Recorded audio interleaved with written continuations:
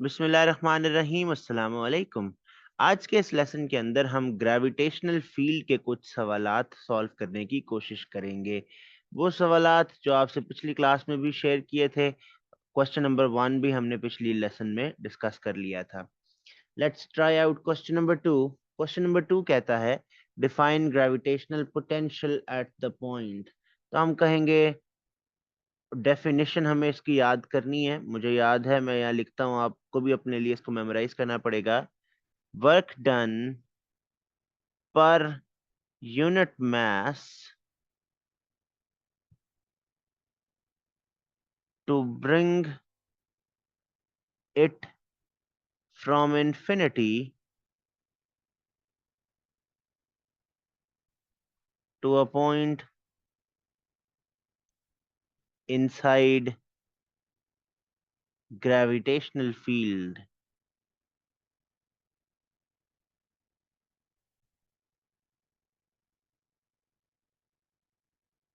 ये अगर एक ऑब्जेक्ट है और ये एक पॉइंट है जो कि इन्फिनिटी पर मौजूद है, you have to try and pull this object to a point inside the gravitational field.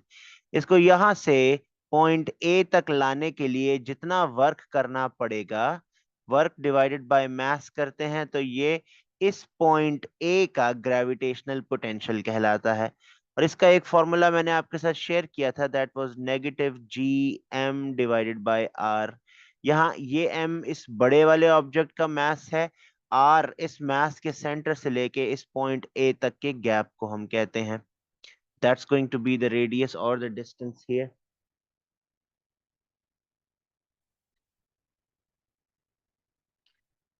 Next, the Earth may be considered to be an isolated sphere of radius r with its mass concentrated at its center. Okay, सारा कुछ हमें बताया हुआ है। ये एक gravitational potential का graph है। ख्याल ये रखना है कि हम जब भी जहां से ग्राफ से कोई कैलकुलेशन के लिए वैल्यू उठाएंगे, तो वाई एक्सिस की वैल्यू में 10⁻⁷ को इंक्लूड करना बहुत जरूरी है। लिखा हुआ है, by considering the gravitational potential at the earth surface, at the earth surface, that means r is going to be equal to the radius of earth.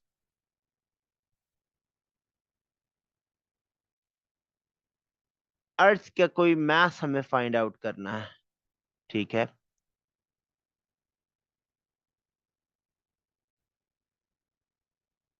Let's try and recall the formula for gravitational potential. The formula was negative gm divided by r. हमें simply ये करना है कि अर्थ की surface के ऊपर कितना potential है वो फाइंड आउट करना है। तो देखते हैं जी, अर्थ की सरफेस किस पॉइंट पे आएगी जी। यहाँ पर जहां पर डिस्टेंस 1 r के बराबर है, that means that's when you are standing on the surface of the earth. यहाँ से you would have to locate a value for gravitational potential. तो यहाँ से जरा नोटिस करते हैं कि वैल्यू क्या होगी। If this is 6 and this is 8, तो 1 2 3 4 5 यहाँ पर आएगा 7.0। सो every small box should represent an interval of 0.2. This should be 6.2, 6.4, 6.6, 6.8, and 7.0. So this is approximately in between the first and the second interval. So that means the value for gravitational potential should be negative 6.3 into 10 raised to power 7। ये हमारे पास gravitational potential की value है at r equals to capital R. Small r distance है, capital R उसका radius है।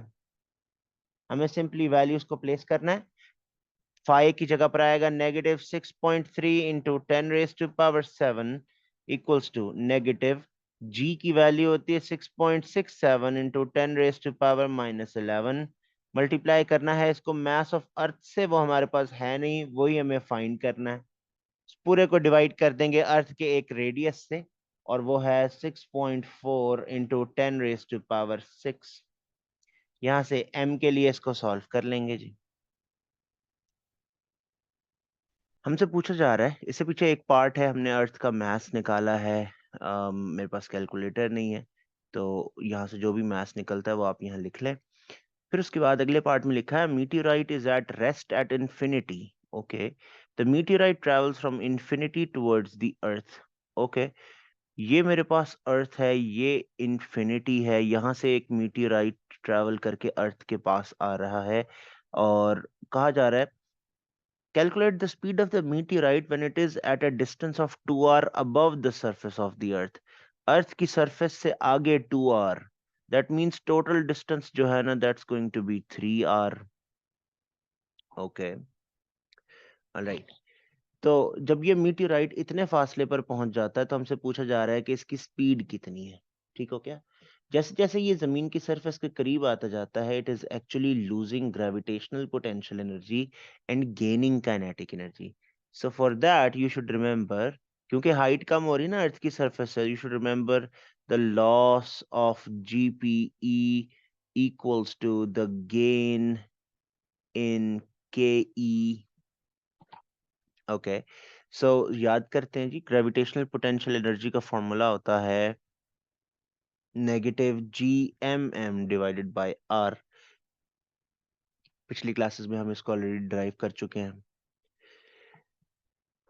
Okay, let's continue. तो कितना एनर्जी उसने लूज की होगी? Alright, let's try and solve that. उसके लिए हम याद करते हैं गेन इन काइनेटिक एनर्जी होता है हाफ mv²। और जो पोटेंशियल एनर्जी का फॉर्मूला है इसमें ये capital G capital M over R, that's suppose to be the gravitational potential. तो मैं यहाँ लिखता हूँ G gravitational potential multiplied by the mass of the object, क्योंकि यही तो एनर्जी के बराबर है। इन्फिनिटी पे तो एनर्जी जीरो होती है ना, तो ये मास और ये मास कैंसिल आउट हो जाएगा। हम देखेंगे कि 2r above the earth surface, यानी टोटल डिस्टेंस हुआ 3r। आप देखेंगे कि 3r के ऊपर कितना ग्रेविटेशनल पोटेंशियल है, वो यहाँ ग्राफ से हमें रीड करना है। जब भी ग्राफ दिया हुआ है इसका मतलब है कि ग्राफ रेलेवेंट है। तो 2.3r पर 2.0 से थोड़ी सी वैल्यू ज्यादा है, तो दिस मस्ट बी 3.0। तो each little block should indicate 2.2, 2.4, 2.6, 2.8। Okay, so this must be around 2.1। ठीक है जी, तो 2.1 into 10⁻⁷ equals to half v²। यहाँ से v को सॉल्व करने के लिए ये 2 वहां जाके 2.1 इंटू 10⁻⁷ मल्टीप्लाइड बाई 2, फिर इसका स्क्वायर रूट ले लेंगे तो आपके पास v आ जाएगा। That's going to be 6.5 multiplied with 10⁻³ metres per second. मैंने लॉजिक ये यूज की है कि इन्फिनिटी से यहाँ तक आते आते जितनी एनर्जी लॉस होगा ग्रेविटेशनल पोटेंशियल का, उतना ही गेन होगा काइनेटिक का। और ग्रेविटेशनल पोटेंशियल का जो लॉस होता है, it's actually gravitational potential multiplied by mass, that's going to be the gravitational potential energy. Mass of the object दोनों साइड से कैंसिल आउट हो गया, मीटियोराइट का मास। Moving on to the next part, it says in practice the earth is not an isolated sphere because it is orbited by the moon as illustrated। ठीक हो गया। The initial path of the meteorite is also shown। ये meteorite है जो कि ऐसे अर्थ की तरफ आ रहा है। Suggest two changes to the motion of the meteorite caused by the moon। Moon की वजह से इसके पाथ पर क्या असर होगा? ठीक हो गया, कि पाथ पर क्या असर होगा। Okay, two changes. ये मून अपनी ग्रेविटी से इसके रास्ते को अफेक्ट कर सकता है, तो हम ये कह सकते हैं the path of the meteorite may become curved.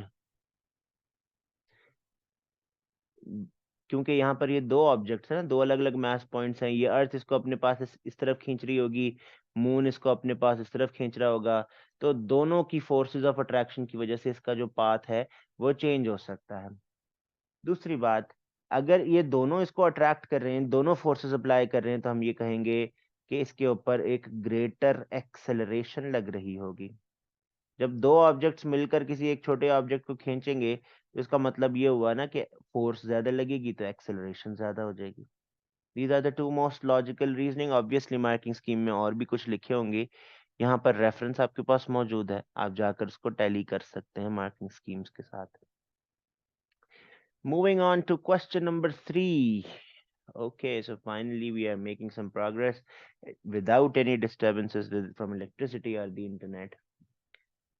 Define gravitational potential at a point. ये हमने अभी पिछले क्वेश्चन में भी डिफाइन किया. हम इसको कहते हैं वर्क डन पर यूनिट मास. इसको याद कर लेना है आपने. To bring it from infinity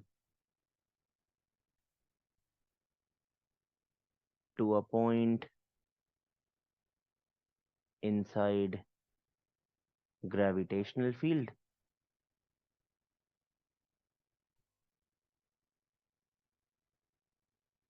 आप पूरा लिख लीजिएगा, यहाँ मुझे सुस्ती हो रही थी. Let's move on. It says the moon may be considered to be an isolated sphere of radius. अच्छा जी, ये moon का radius है और ये moon का mass है. A rock of mass 4.5 kg is situated on the surface of the moon. ये moon है, ये इसकी surface के ऊपर ऐसे एक rock मौजूद है. Show that the change in gravitational potential energy of the rock in moving it from moon's surface to infinity is this much. इसको यहाँ से infinity तक ले जाने के लिए जितना जितना gravitational potential का change होगा वो इतना है. हमें ये बात prove करके दिखानी है. ठीक हो गया? ओके. प्रूफ करने के लिए हमें क्या थॉट प्रोसेस हमारा होना चाहिए, मैं आपके लिए स्टेट करता हूं.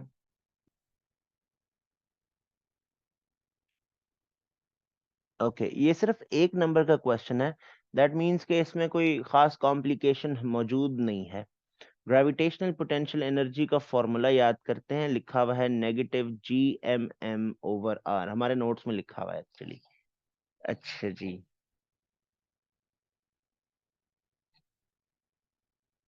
ओके. और ये m जो है ये प्लेनेट का मास है, स्मॉल m छोटे ऑब्जेक्ट का मास है.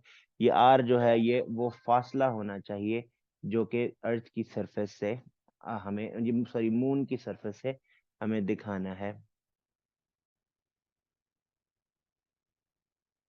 अब इस सरफेस को उस सरफेस पे से इस ऑब्जेक्ट को इन्फिनिटी तक ले जाने के लिए हमें उतना ही वर्क करना पड़ेगा ना जितना इसको इन्फिनिटी से यहाँ तक लाने के लिए है.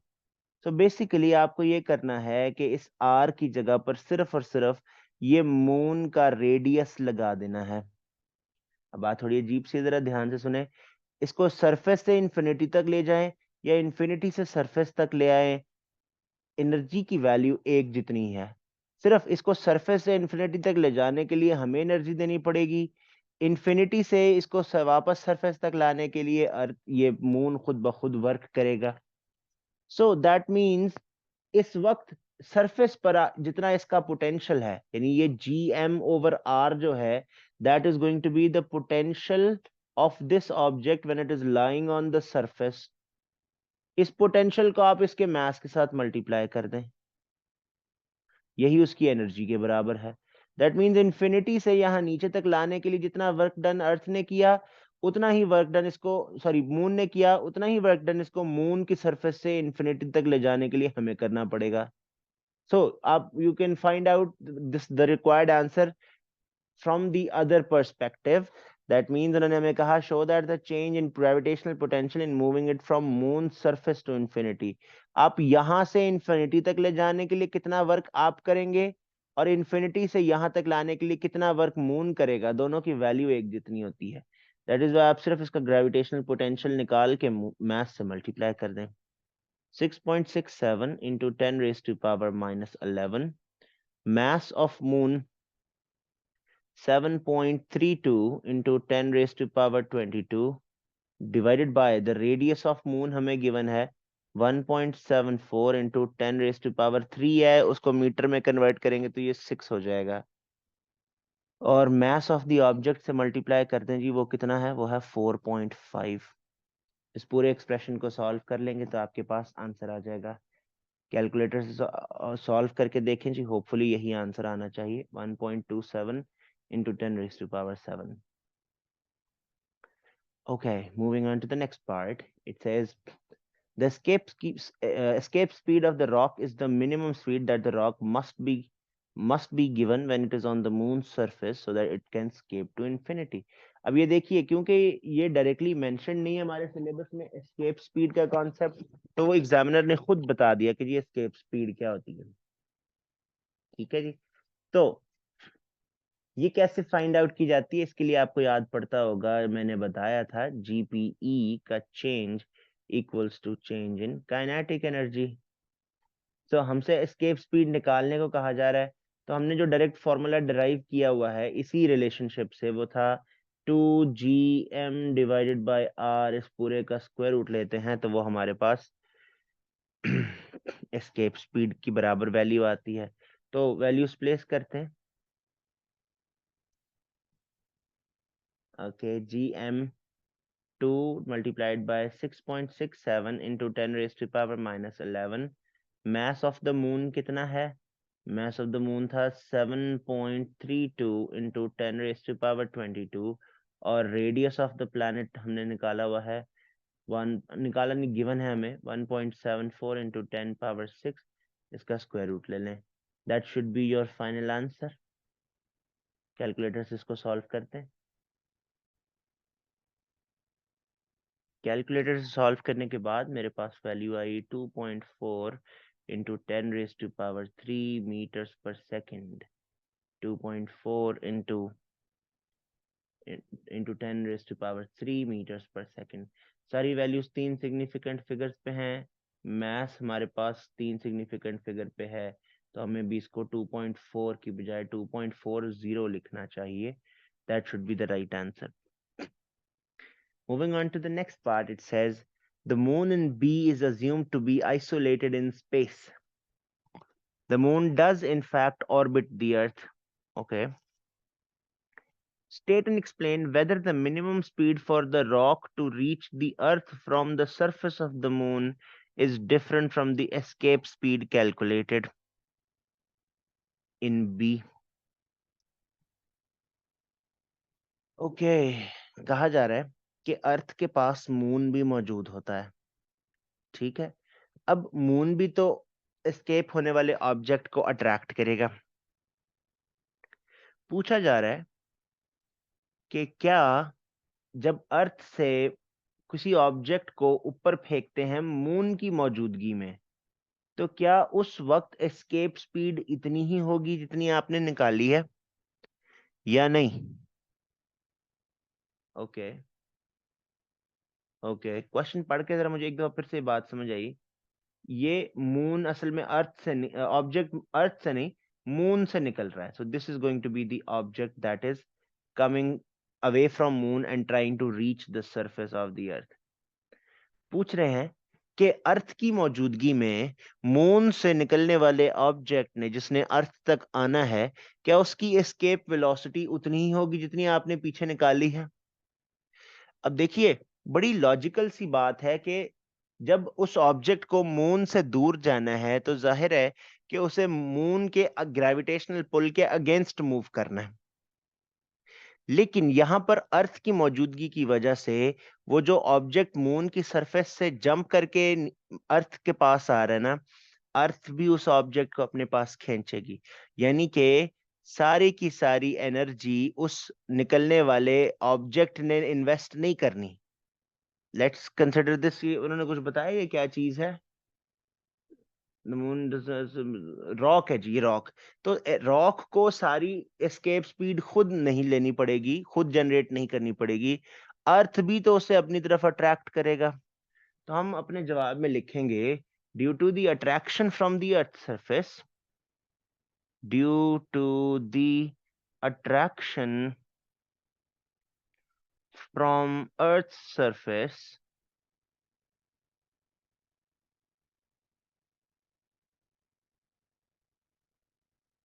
the escape speed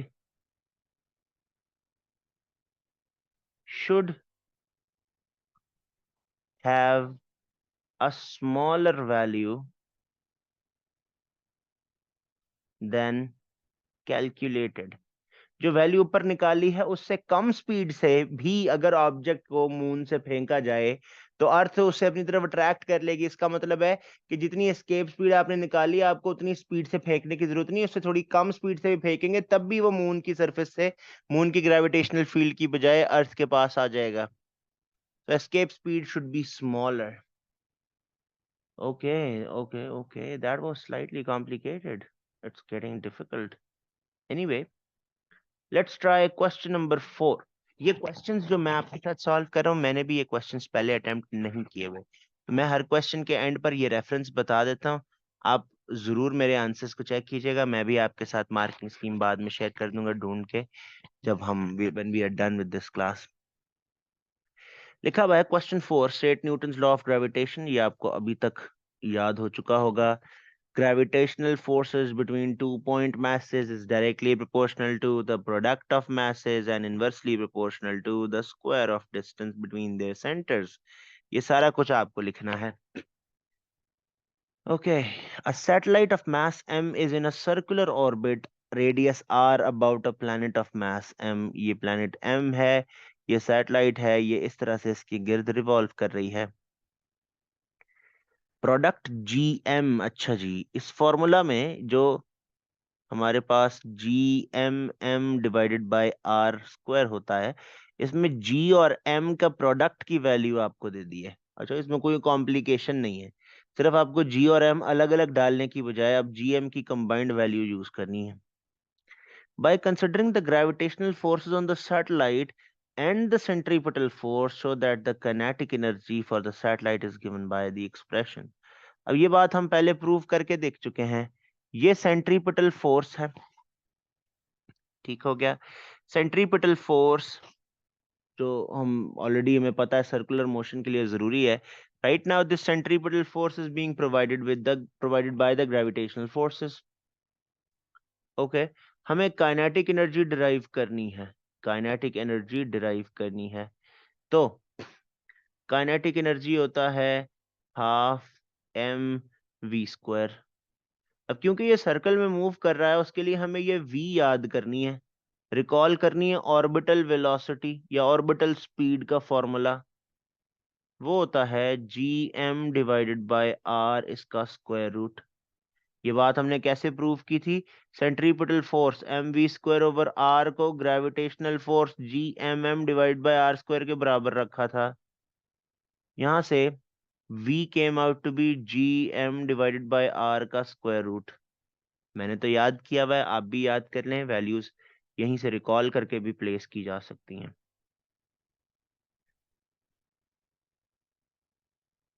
ये स्क्वायर स्क्वायर रूट से कैंसिल आउट होता है, पीछे काइनेटिक एनर्जी बचती है half M G M divided by R. इसको सिंप्लीफाई सिर्फ रीअरेंज करके लिख सकते हैं जी एम डिवाइडेड बाय 2r। यही काइनेटिक एनर्जी का फॉर्मूला हमने प्रूव करना था। इंडिकेट कर देता हूँ, ये पहला स्टेप था, ये रिकॉल करना दूसरा स्टेप था, ये तीसरा और ये चौथा, ये 4 स्टेप्स थे।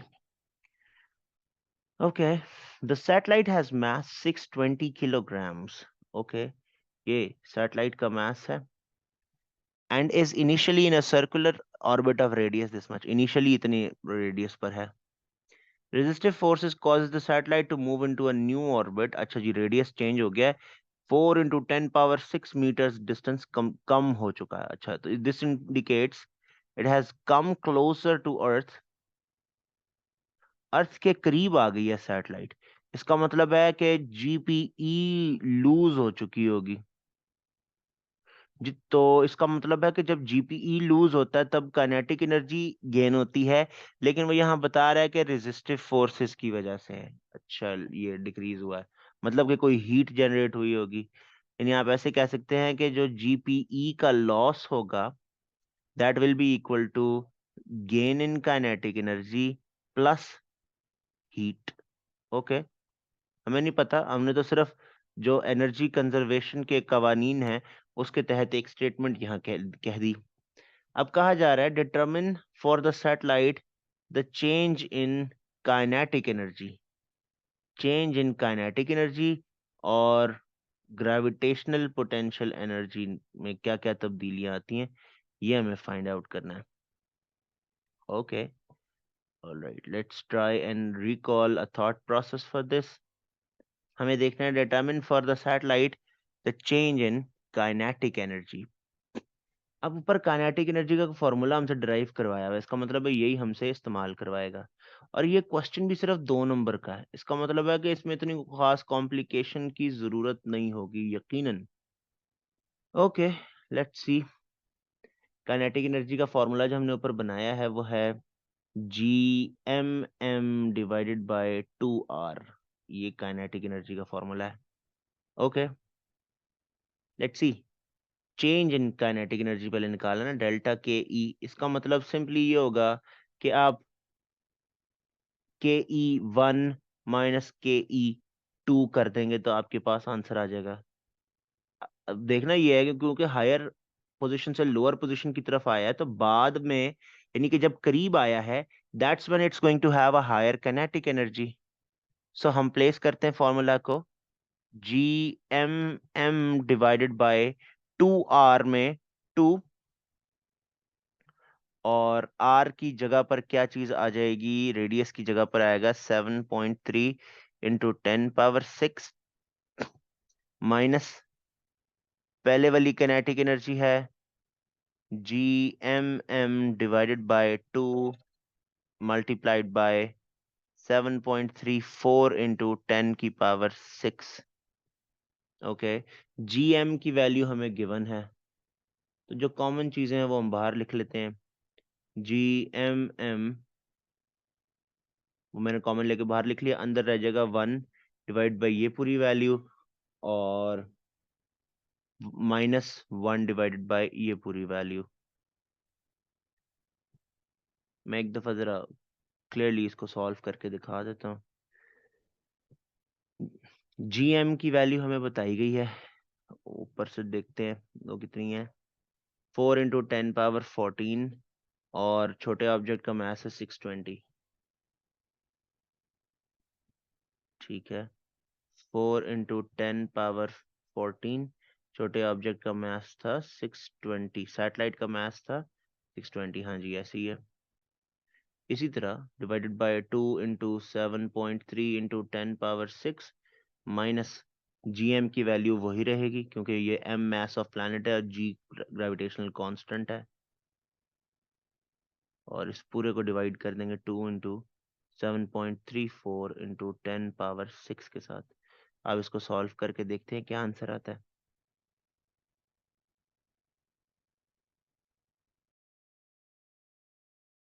ऑलराइट, तो हमारे पास जो आंसर आता है इस पूरे एक्सप्रेशन को सॉल्व करने के बाद, यहाँ से यहाँ तक मैंने कुछ भी नहीं किया है, सिर्फ ये किया है कि दोनों ऑब्जेक्ट्स पर, दोनों पोजीशंस पर, एक ये आउटर ऑर्बिट पर और एक ये इनर ऑर्बिट पर, अलग अलग काइनेटिक एनर्जीज निकाल के उनको सिर्फ सब्ट्रैक्ट कर लिया है।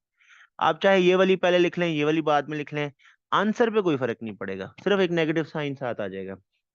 ओके, सो इसको सॉल्व करने के बाद जो मेरे पास आंसर आया है that is 9.26 multiplied with 10 raised to power 7 joules.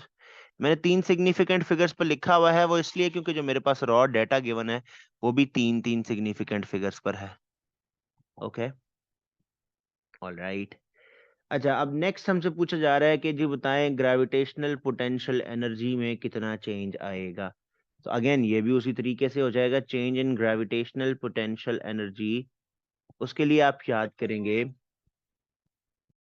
Negative GMM divided bye R1 minus the negative GMM divided bye R2। All right, अब जरा हम इसमें से सिंप्लीफाई कर लेते हैं, जो चीजें कॉमन है वो बाहर निकाल लेते हैं। नेगेटिव G, कैपिटल GMM तो कॉमन है, GMM तो कॉमन है, वो बाहर लिख लिया, अंदर रह गया -1/R1, और ये माइनस जब मल्टीप्लाई होंगे तो ये बन जाएंगे +1/R2। तो ये नेगेटिव वाला हम बाद में लिखना प्रेफर करते हैं, या आप चाहें तो इधर से नेगेटिव साइन कॉमन लेकर बाहर भी लिख सकते हैं, टोटली योर चॉइस। तो हम क्या करते हैं जी, इसको पॉजिटिव रहने देते हैं GMM, और 1/R2 पहले लिख देते हैं, -1/R1 बाद में लिख देते हैं।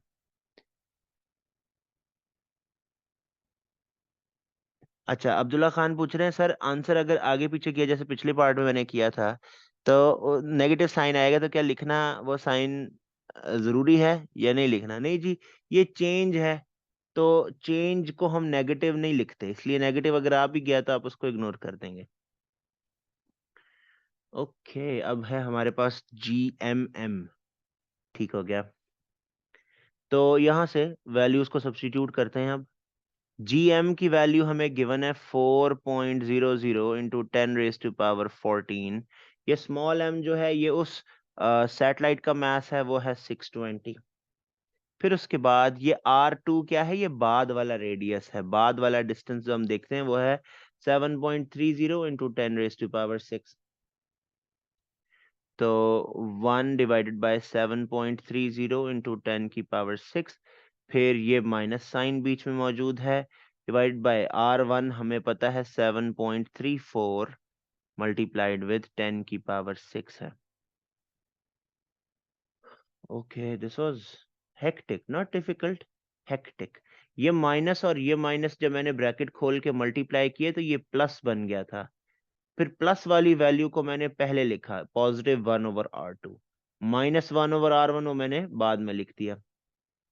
यहाँ से जरा इसको सॉल्व करके देखते हैं हमारे पास जीपीई का, चेंज इन जीपीई का आंसर क्या आता है। All right, so after solving it from on the calculator, the answer that I get is 1.85 into 10⁻8 joules. All right, अब इंटरेस्टिंग बात ये है कि जो काइनेटिक एनर्जी हमने पहले निकाली, दिस वाज गेन्ड, और ये जो ग्रेविटेशनल पोटेंशियल एनर्जी हमने निकाली है ये है लॉस्ट। अब लॉ ऑफ कंजर्वेशन तो ये कहता था ना कि जितनी जीपीई लूज होती है उतनी केई गेन होती है, लेकिन वो सिर्फ तब होता है जब कोई रेजिस्टिव फोर्स, एयर रेजिस्टेंस नहीं होती। लेकिन यहाँ पर तो रेजिस्टिव फोर्स मौजूद थी ना, तो इसका मतलब है कि कॉन्सेप्ट से जो मैंने ये स्टेटमेंट बनाई थी, loss of GPE will be equal to gain in KE plus the heat generated. So इसका ये मतलब हुआ कि यहाँ पर जो काइनेटिक एनर्जी गेन्ड हुई और ये जो ग्रेविटेशनल पोटेंशियल लॉस हुआ, ये बराबर इसलिए नहीं है क्योंकि इनका जो डिफरेंस है ना, that will be converted to heat. Okay, that difference will be converted to heat. कितनी खूबसूरत बात है, एनर्जीज बराबर आनी चाहिए, अगर बराबर नहीं आ रही इसका मतलब है कि इनका जो डिफरेंस है that will be wasted in the form of heat. Okay, अच्छा, अब ऐसे पार्ट्स में ना मुझे ये बात आपको बतानी चाहिए कि जब ये ऑब्जेक्ट जमीन की तरफ आता है, दैट मींस जब इसका ऑर्बिटल रेडियस इतना था और बाद में ऑर्बिटल रेडियस इतना हो गया, तो एक्चुअली काइनेटिक एनर्जी गेन हुई है क्योंकि ग्रेविटेशनल पोटेंशियल एनर्जी लूज हुई है।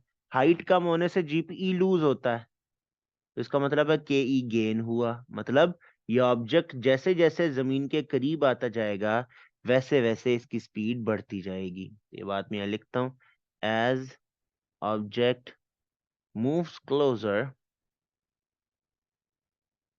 to Earth,